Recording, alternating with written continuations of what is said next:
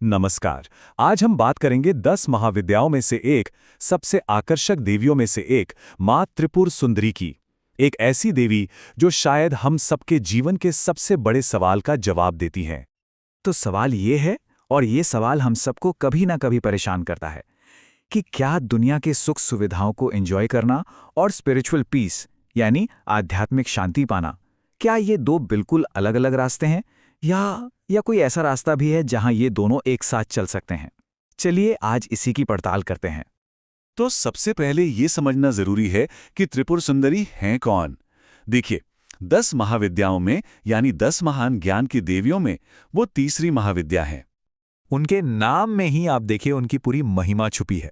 त्रिपुर मतलब 3 लोक, स्वर्ग, पृथ्वी और पाताल, और सुंदरी मतलब सबसे सुंदर, तो वो तीनों लोकों में सबसे सुंदर हैं। और हाँ, ये सुंदरता सिर्फ बाहरी नहीं है, ये वो सुंदरता है जो पूरे कॉस्मॉस में, पूरे ब्रह्मांड में फैली हुई है। उन्हें षोडशी भी कहा जाता है। बड़ा ही सुंदर नाम है ना? षोडशी का मतलब है 16 साल की कन्या। और ये नाम क्या दिखाता है? ये दिखाता है उनकी इटर्नल यूथ, वो कभी ना खत्म होने वाली एनर्जी और लाइफ की जो इन्फिनिट पॉसिबिलिटीज हैं, ये उसका प्रतीक है। और यहाँ एक बहुत ही दिलचस्प बात है, त्रिपुर सुंदरी में ना दूसरी बड़ी देवियों की शक्तियां भी एक साथ मिलती हैं। सोचिए, उनमें देवी लक्ष्मी जैसी वेल्थ और प्रॉस्पेरिटी है, तो देवी सरस्वती जैसा ज्ञान भी है। सौंदर्य, समृद्धि, विवेक, सब कुछ एक साथ। इसीलिए तो वो एक कंप्लीट, एक बैलेंस्ड लाइफ की देवी हैं। अच्छा, अब जरा उनके दिव्य स्वरूप को देखते हैं, क्योंकि उनका हर प्रतीक, हर सिंबल अपने आप में एक बहुत गहरा मतलब रखता है। उनका रंग लाल है, जिसे रक्तवर्ण कहते हैं। और ये लाल रंग, ये डिजायर का, प्रेम का और उस लाइफ फोर्स एनर्जी का प्रतीक है जिससे ये पूरी दुनिया चल रही है। मतलब ये रंग दुनिया से जुड़ने का रंग है, दुनिया को छोड़ने का नहीं। ये बहुत जरूरी बात है। अब देखिए उनकी 4 भुजाओं को। इनमें 4 चीजें हैं और हर एक का अपना मतलब है। एक हाथ में है पाश, जो मोह को, अटैचमेंट्स को कंट्रोल करता है। फिर है अंकुश, जो हमें सही रास्ते पर आगे बढ़ाता है, पुश करता है। फिर है गन्ने का धनुष।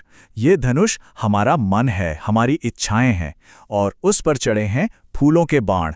ये है हमारी 5 इंद्रियां, हमारे 5 सेंसेस। तो आप देखें कितना शानदार सिंबलिज्म है। वो मोह और मुक्ति दोनों को एक साथ साध रही हैं। तो इसका मतलब क्या हुआ? मतलब ये है कि उनकी सुंदरता सिर्फ शरीर की नहीं है, असली सुंदरता तो मन और आत्मा की होती है। ये ज्ञान से, करुणा से और अंदर की शांति से आती है। ठीक है, तो सवाल ये उठता है कि त्रिपुर सुंदरी की पूजा से, उनकी भक्ति से मिलता क्या है। चलिए अब देखते हैं कि उनके आशीर्वाद के क्या क्या वरदान हैं। उनके आशीर्वाद से ना लाइफ का हर एरिया कवर हो जाता है। इच्छाएं पूरी होती हैं, सौंदर्य और आकर्षण मिलता है, धन और समृद्धि आती है, पर साथ ही ज्ञान और विवेक भी मिलता है। और जब ये सब होता है तो सुख और प्रेम तो अपने आप आ जाते हैं। यही तो है एक कंप्लीट और बैलेंस्ड लाइफ, है ना? उनका एक और बहुत पावरफुल नाम है राजराजेश्वरी। मतलब सभी शक्तियों की सम्राज्ञी, the empress of all powers. और शायद इसी वजह से जो श्रीविद्या परंपरा है, उसमें उन्हें सबसे ऊंचा, सर्वोच्च स्थान दिया गया है। और अब हम आते हैं इस पूरी चर्चा के हार्ट पर, सबसे जरूरी हिस्से पर। वो फिलॉसफी जो फिजिकल वर्ल्ड और स्पिरिचुअल वर्ल्ड के बीच एक ब्रिज, एक पुल का काम करती है।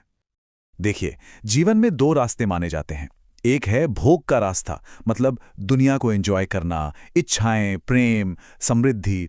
और दूसरा है मोक्ष का रास्ता, मतलब ज्ञान के जरिए आत्मा को लिबरेट करना, आजाद करना। अक्सर हमें यही सिखाया जाता है कि इन दोनों में से कोई एक ही चुनना पड़ेगा।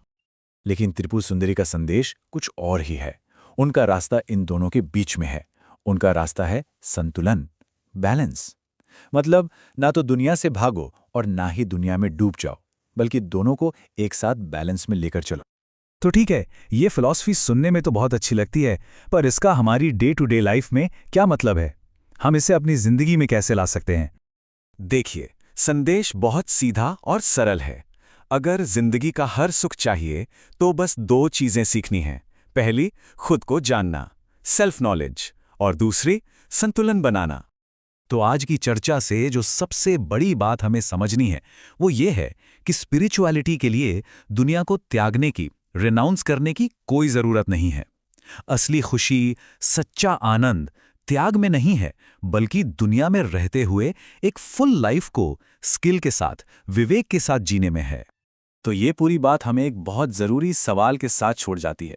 ज़रा सोचिए, हमारी इस मॉडर्न भाग-दौड़ वाली ज़िंदगी में काम और आराम के बीच, अपनी इच्छाओं और मन की शांति के बीच वो ज़रूरी बैलेंस, वो संतुलन कहीं खो तो नहीं गया है?